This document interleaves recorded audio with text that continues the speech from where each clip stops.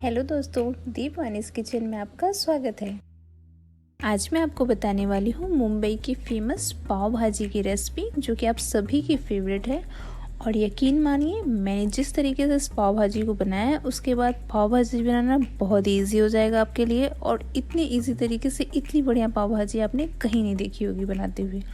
और इस तरीके से बनी हुई पाव भाजी का टेस्ट बिल्कुल मार्केट जैसा आता है।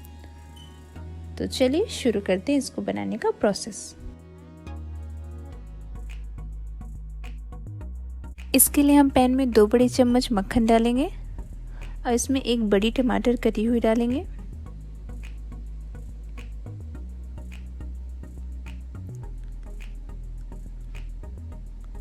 अब इसमें 1 छोटी चम्मच हल्दी पाउडर, 2 चम्मच धनिया पाउडर, चुटकी भर हींग और थोड़ा सा नमक डालेंगे और इन सबको अच्छे से मिक्स कर लेंगे और गैस का फ्लेम मीडियम रखेंगे। अब हम इसमें 1 कप के करीब हरी मटर डालेंगे। अब मैं यहाँ पर पाव भाजी का कलर लाने के लिए फूड कलर की जगह चुकंदर का यूज़ कर रही हूँ। आप चाहें तो इसे स्किप भी कर सकते हैं। 1 से 2 गाजर डालेंगे कटे हुए, 4 से 5 कटे हुए आलू डालेंगे।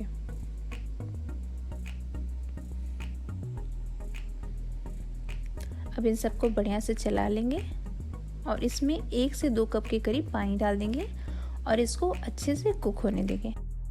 जनरली क्या होता है कि हम पाव भाजी को सब्जियों को बॉईल करके बनाते हैं, बट इस तरीके से अगर आप पाव भाजी बनाएंगे तो आपकी पाव भाजी का टेस्ट बिल्कुल बाजार जैसा आएगा और उसमें उसके प्रोटीन्स भी बने रहेंगे, क्योंकि हम सब्जियों को कुक होने के बाद उसका पानी नहीं निकालेंगे, उसके पानी को उसी में मैश कर देंगे।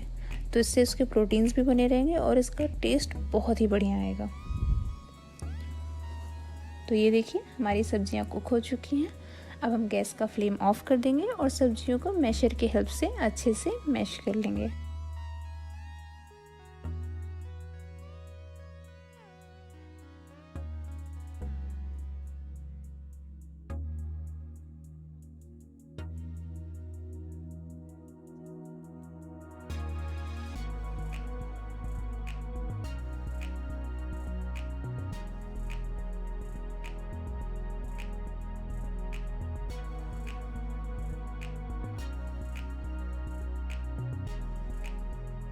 अब हम जिंजर गार्लिक का पेस्ट तैयार कर लेंगे। इसके लिए 5 से 6 कली लहसुन, 2 से 3 अदरक के बड़े टुकड़े और 1 से 2 हरी मिर्च स्वादानुसार, इन सबको मिक्सर में पेस्ट बना लेंगे और एक बढ़िया सा पेस्ट रेडी कर लेंगे।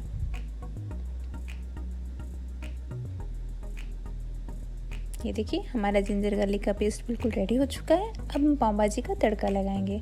इसके लिए पैन में 4 से 5 बड़े चम्मच मक्खन डालेंगे,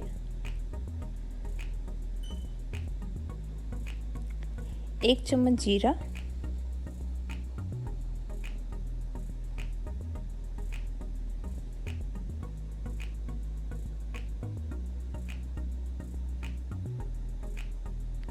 2 से 3 प्याज एकदम बारीक कटी हुई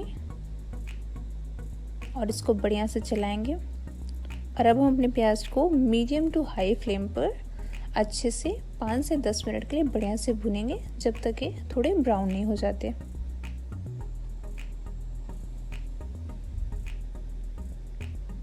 ये देखिए, हमारे प्याज थोड़े सुनहरे हो चुके हैं। अब हम इसमें अपना जिंजर गार्लिक और चिली का पेस्ट डालेंगे और इसको भी अच्छे से मिक्स कर लेंगे।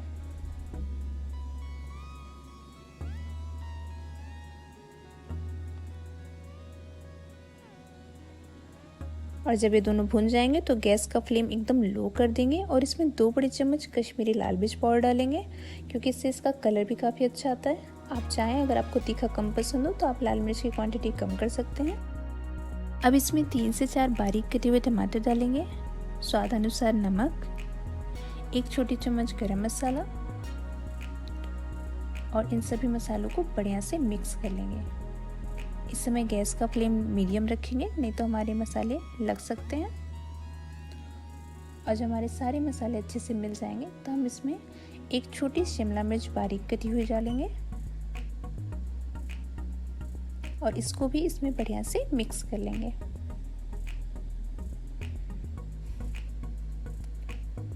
अब इसमें थोड़ा सा आवश्यकता अनुसार पानी डालेंगे, ज़्यादा नहीं, 1/4 कप के करीब पानी डालेंगे और इसको ढक देंगे जिससे हमारे मसाले बढ़िया से तेल छोड़ दें।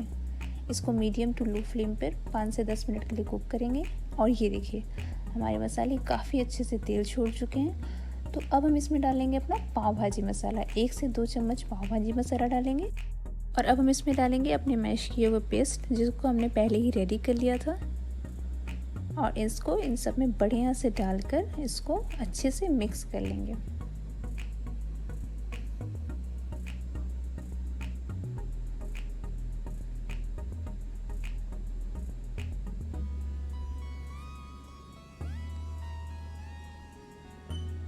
जब ये बढ़िया से मिक्स हो जाएगा तो हम इसमें ज़रूरत के हिसाब से थोड़ा पानी डाल देंगे और इसको मिक्स करके एक बार इसको और अच्छे से मैश करेंगे। जैसे आपने बाज़ार में देखा होगा पाव भाजी कितने बढ़िया से लास्ट में मैश करते हैं, तो इसी तरीके से हम इसको फाइनल टच देने के लिए एक बार और मैश करेंगे। इस समय मैश करते समय गैस का फ्लेम लो रखेंगे, नहीं तो आपके ऊपर छींटे पड़ सकते हैं।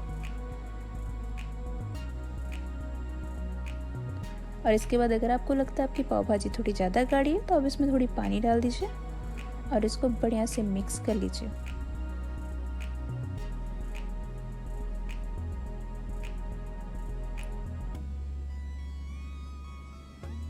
अब हम इसको ढककर 8 से 10 मिनट के मीडियम टू लो फ्लेम पर कुक कर लेंगे जिससे हमारी पाव भाजी बढ़िया से कुक हो जाए।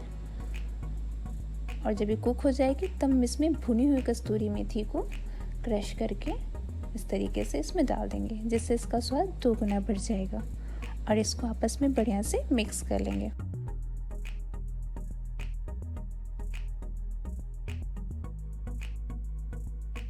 अब मैं इसमें नींबू का रस डालूंगी। आप सोच रहे होंगे मैं नींबू का रस अभी क्यों डाल रही हूँ, ये तो सर्व करते समय देते हैं, बट यकीन मानिए इसमें थोड़ा सा नींबू का रस डाल देने से इसके मसालों में बहुत अच्छा टेस्ट आ जाता है। मैंने यहाँ सिर्फ आधा नींबू यूज़ किया है और अब इसके ऊपर थोड़ी सी हरी धनिया से गार्निश करके इन सबको बढ़िया से मिक्स कर लेंगे।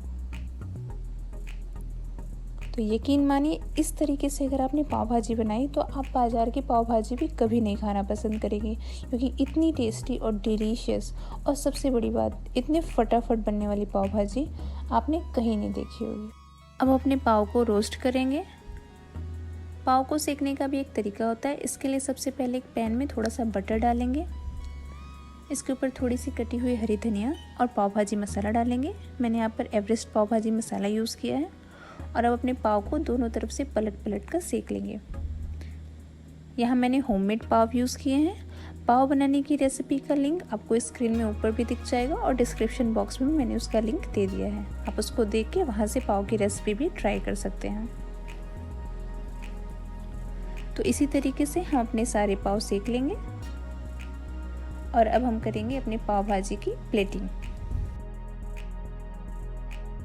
तो ये हमारी स्ट्रीट स्टाइल पाव भाजी बिल्कुल रेडी है, जिसका लुक बहुत ही अमेजिंग है। ये देखने में इतनी टेस्टी लग रही है तो खाने में तो my God, with homemade pav and chopped onion and lemon.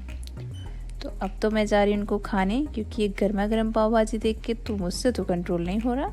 आप भी मेरी रेसिपी ज़रूर ट्राई कीजिए और प्लीज़ मुझे कमेंट सेक्शन में लिख के बताइए कि आपको मेरी रेसिपी कैसी लगी।